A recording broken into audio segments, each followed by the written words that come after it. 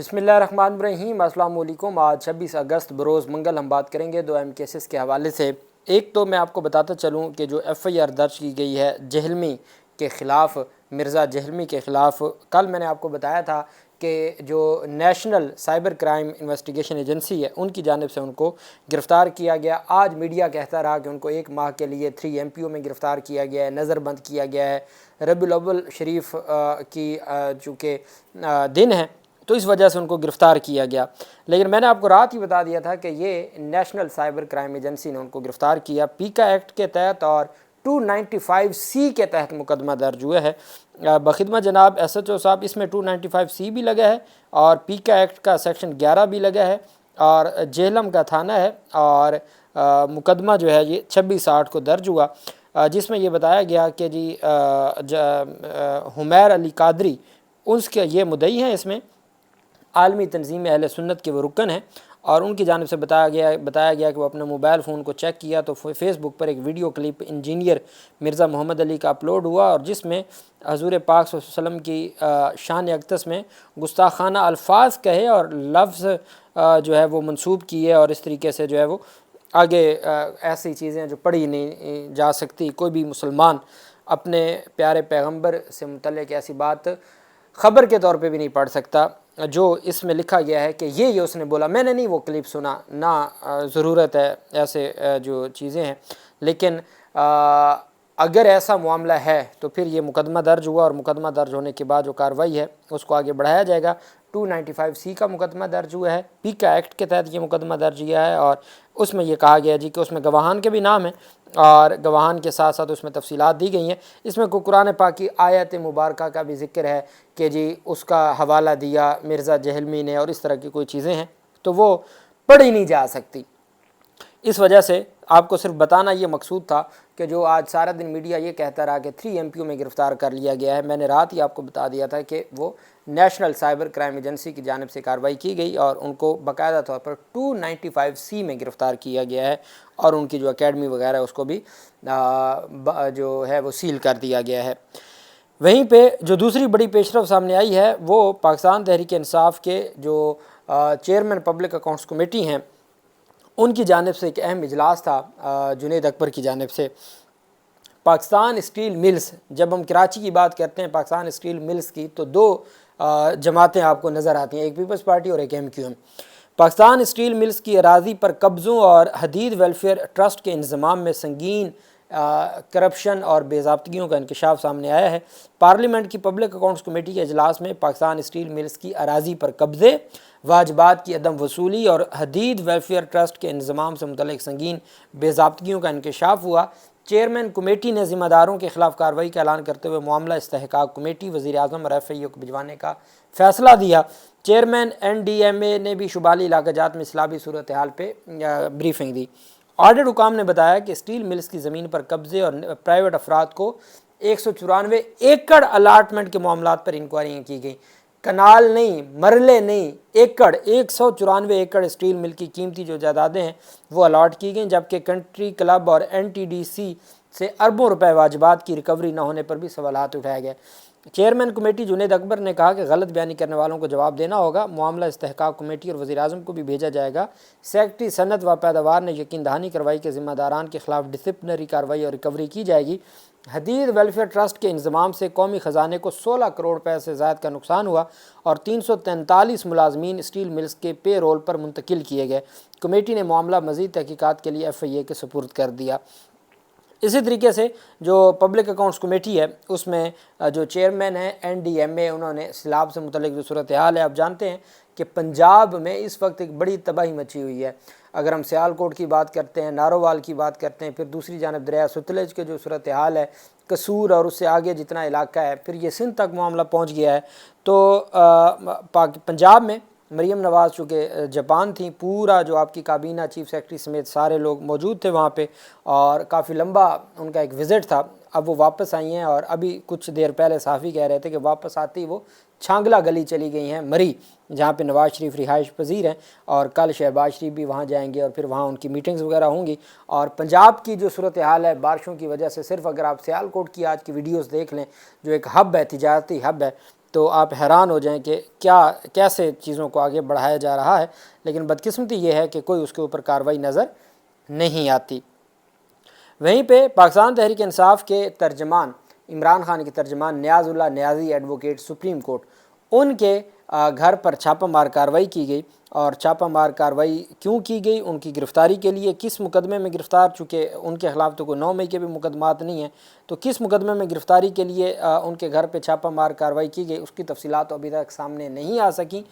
لیکن عمران خان کے ترجمان نیاز اللہ نیازی خان ایڈوکیٹ کے گھر پر پولیس نے چھاپہ مارا، جبکہ اسلام آباد بار ایسوسی ایشن کی جانب سے پولیس کے چھاپے پر شدید الفاظ میں مذمت کی گئی۔ اسلام آباد بار نے اپنے اعلامیہ میں کہا ہے، پولیس کی جانب سے چھاپہ مارنے، اہل خانہ اور بچوں کو ہراساں کرنے کی شدید مذمت کرتے ہیں۔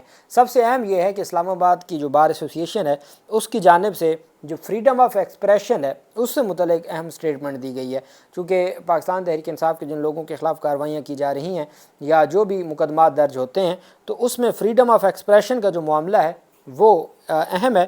فریڈم آف ایکسپریشن اور جو صرف فریڈم آف ایکسپریشن آئینی حق ہے، صرف اظہار رائے کی بنیاد پر کسی کو گرفتار کرنا غیر آئینی اور غیر قانونی ہے۔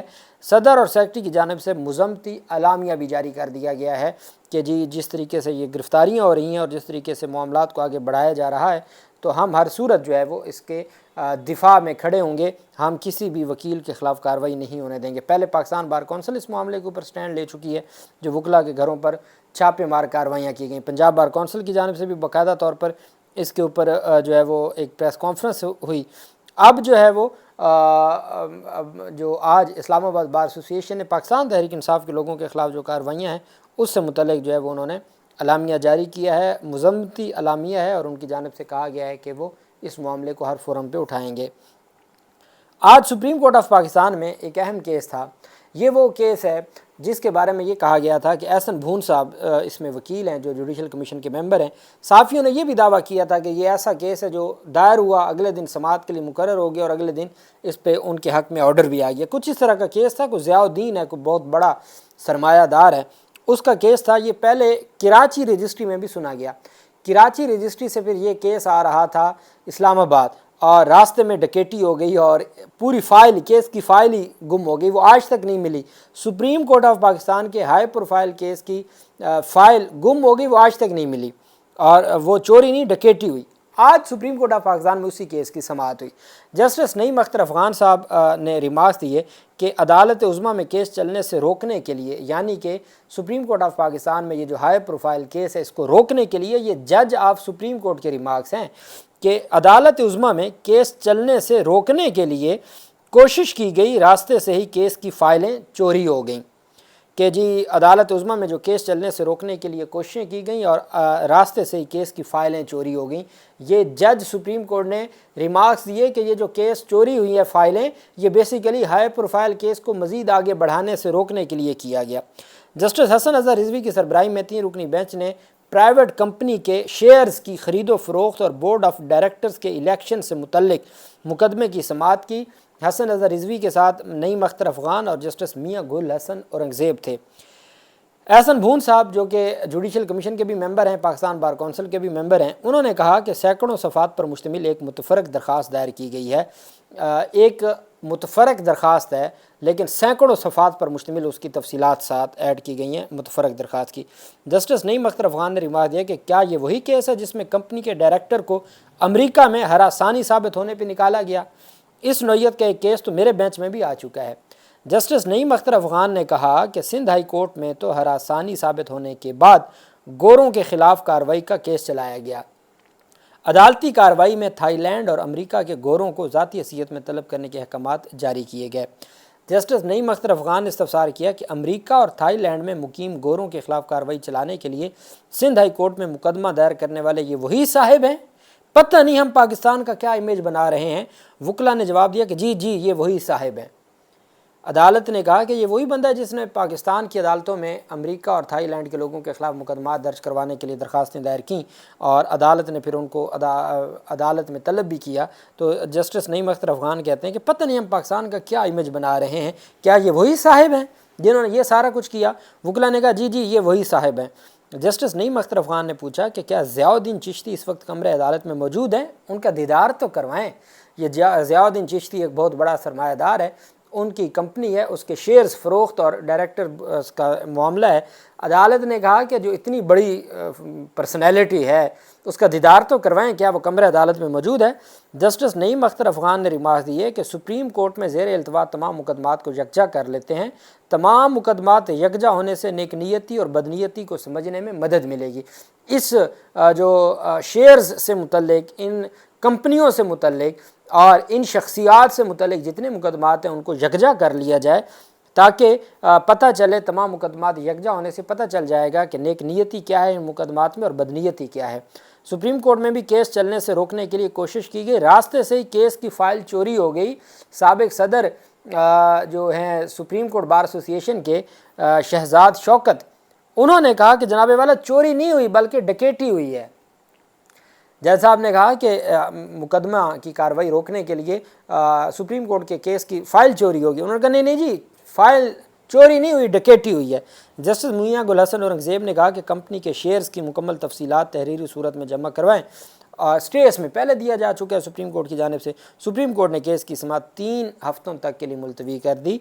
आज अदालत के जज साहब ने ये रिमार्क्स दे दिए कि ये जो फ़ाइल चोरी हुई है ये बेसिकली केस को रुकवाने के लिए थी। ये किन के ज़ियाउद्दीन सब जानते हैं, ज़ियाउद्दीन हॉस्पिटल और बाकी जो हैं, और पाकिस्तान पीपल्स पार्टी और इनका जो है सारे मामलात। फिर एहसन भून साहब वकील हूँ, उनके साथ फिर दूसरी तरफ जो है वो वकील हूँ शहजाद शौकत साहब। तो फिर जो है वो बहरिया टाउन से मुतल्लिक एक बड़ी पेशरफ सामने आई है। FIA ने बहरिया टाउन से मुंसलिक हवाला हुंडी और मनी लॉन्ड्रिंग नेटवर्क के ख़िलाफ़ बड़ा क्रैकडाउन शुरू कर दिया है। FIA ने बहरिया टाउन की गैर कानूनी सरगर्मियों के सिलसिले में अब तक 17 मुकदमात दर्ज करके 13 लोगों को गिरफ़्तार कर लिया है। FIA प्रेस रिलीज़ के मुताबिक कानून नाफिज करने वाले इदारों FIA और NAB के बहरिया टाउन के दफातर पर मारे गए छापों के दौरान इंतहाई अहम रिकॉर्ड कब्जे में लिया गया, जिसके नतीजे में तहकीक और तफ्तीश शुरू कर दी गई है। बयान के मुताबिक छापा मार कार्रवाइयों में और शवाहद पर मबनी इंटेलिजेंस के ज़रिए 2 बड़े हवाला हुंडी नेटवर्क्स को कामयाबी से ख़त्म कर दिया गया। कार्रवाइयों के दौरान 200 से ज़्यादा फ़ाइलें बरामद की गईं, जिनमें बदउनवानी, मालियाती तरीक़ों, गैर कानूनी मुंतकिली और गैर एलानिया दौलत के वसी सबूत मौजूद हैं। तफ्तीश के दौरान करप्शन की मद में हासिल अरबों के असासों की निशानदही करके उन्हें ज़ब्त कर लिया गया। बहरिया टाउन के सीनियर अमले की गिरफ्तारी और तफ्तीश के दौरान हवाला हुंडी और मनी लॉन्ड्रिंग का मुकम्मल नेटवर्क बेनकाब हुआ है। NAB तो कार्रवाई कर ही रही है, अब मनी लॉन्ड्रिंग और हवाला हुंडी का एक मुकदमात, कितने मुकदमात दर्ज किए गए हैं जी? अब तक 17 मुकदमात बहरिया टाउन के और बहरिया टाउन के मुलाजमीन के ख़िलाफ़ दर्ज किए गए हैं। 13 लोगों को गिरफ़्तार कर लिया गया है। ये FIA की, NAB की नहीं, FIA की रिपोर्ट है जिसमें ये कार्रवाई की तफसीलात पब्लिक कर दी गई हैं। ये अब तक की तफसीलात हैं। अल्लाह पाक पाकिस्तान का हामी नासिर हो। बहुत शुक्रिया। अल्लाह हाफ़िज़। पाकिस्तान ज़िंदाबाद।